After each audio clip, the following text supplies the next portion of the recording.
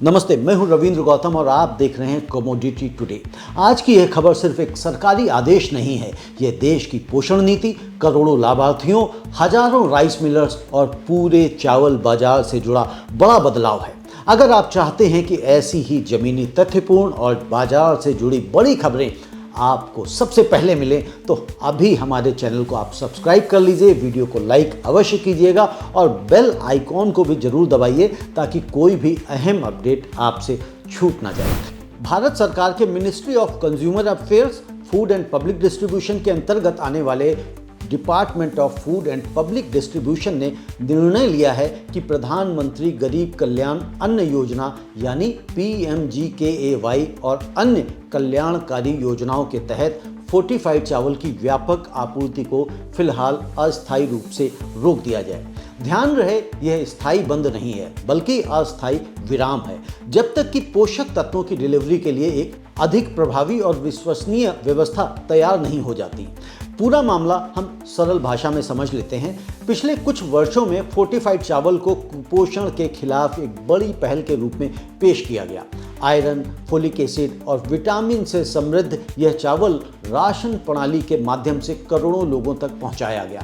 सरकार का लक्ष्य था सिर्फ पेट भरना नहीं बल्कि पोषण देना। लेकिन अब समीक्षा के बाद सरकार ने फैसला लिया है कि पहले मौजूदा व्यवस्था को बेहतर किया जाए, फिर आगे बढ़ा जाए।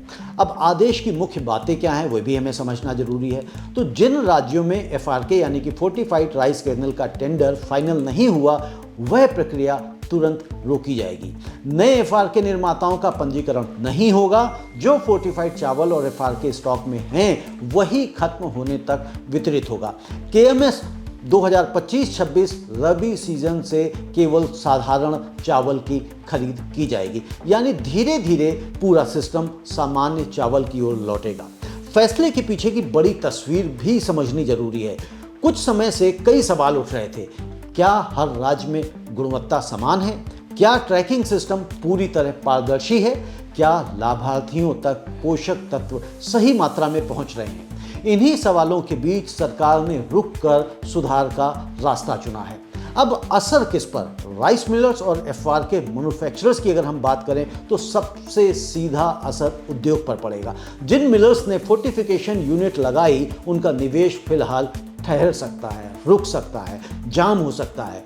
छोटे निर्माताओं के ऑर्डर रुक सकते हैं। वर्किंग कैपिटल और लोन पर दबाव बढ़ सकता है और इसका असर ट्रेडर्स और बाजार के ऊपर क्या पड़ने वाला है। तो फोर्टिफाइड चावल का अलग प्रीमियम घट सकता है, साधारण चावल की सरकारी मांग बढ़ेगी, बाजार में अस्थायी अस्थिरता संभव है। हालांकि कीमतों में अचानक बड़ी उछाल की संभावना फिलहाल कम है और किसानों की अगर हम बात करें तो सरकारी खरीद पैटर्न में बदलाव से प्रोसेसिंग मार्जिन प्रभावित हो सकता है, लेकिन MSP प्रणाली जारी रहेगी। यह बात महत्वपूर्ण है। अब निर्यात की अगर हम बात करें तो हालांकि यह निर्णय मुख्यतः सरकारी योजनाओं से जुड़ा है, फिर भी निजी निर्यातकों को रणनीतिक संतुलन करनी पड़ सकती है। राशन की दुकान पर आगे चल के साधारण चावल मिलेगा। शॉर्ट टर्म में कीमत पर बड़ा असर पड़ने की संभावना नहीं दिखाई दे रही है, लेकिन लॉन्ग टर्म में सप्लाई पैटर्न बदलने से हल्का उतार चढ़ाव संभव है। सबसे बड़ा प्रश्न,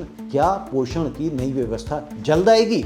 अब एक और बड़ी बात जो हमें समझनी है, गांव की वह मां जिसे बताया गया था कि यह चावल उसके बच्चों के लिए अधिक पोषक है, अब वह इस बदलाव को कैसे समझेगी? और वह मिलर जिसने नई मशीन बैंक से कर्ज लेकर लगाई और खुद को पोषण अभियान का हिस्सा माना था, अब वह किसने कैसे चुकाएगा? नीतियां बनाना और बदलना सरकार के हाथ में होता है। उनके साथ उम्मीदें भी जुड़ी होती हैं, लेकिन नीतियां रातों रात बदलने से पहले सरकार को उद्योग धंधों की तरफ भी ध्यान देना जरूरी है, या उनके लिए वैकल्पिक विकल्प उपलब्ध कराए जाने चाहिए, क्योंकि व्यापारी व्यापार के लिए कई बार अपना घर बार सब बैंक के पास गिरवी रखकर कर्ज लेकर व्यापार शुरू करता है। लेकिन नीतियां रातों रात बदलने से पहले सरकार को उद्योग धंधों की तरफ भी ध्यान देना जरूरी है, या उनके लिए वैकल्पिक विकल्प उपलब्ध कराए जाने चाहिए, क्योंकि व्यापारी व्यापार के लिए कई बार अपना घर बार सब बैंक के पास गिरवी रखकर कर्ज लेकर व्यापार शुरू करता है और रातों रात पॉलिसी बदल जाने से उसका सब कुछ ठप हो जाता है, ब्लॉक हो जाता है, उसको आगे का रास्ता नहीं सुझाई देता है। तो ऐसे में सरकार को अवश्य सोचना चाहिए इस एंगल पर भी, ताकि किसी को भी नुकसान ना हो। अगर आपको हमारा यह वीडियो उपयोगी लगा हो तो वीडियो को लाइक अवश्य करें, अपनी राय कमेंट में लिखें और ये बताएं कि क्या यह सही कदम है या उद्योग के लिए झटका है। और भी ऐसी खबरों के लिए हमारे साथ जुड़े रहिए और कमोडिटी टुडे को देखते रहिए। धन्यवाद, नमस्ते।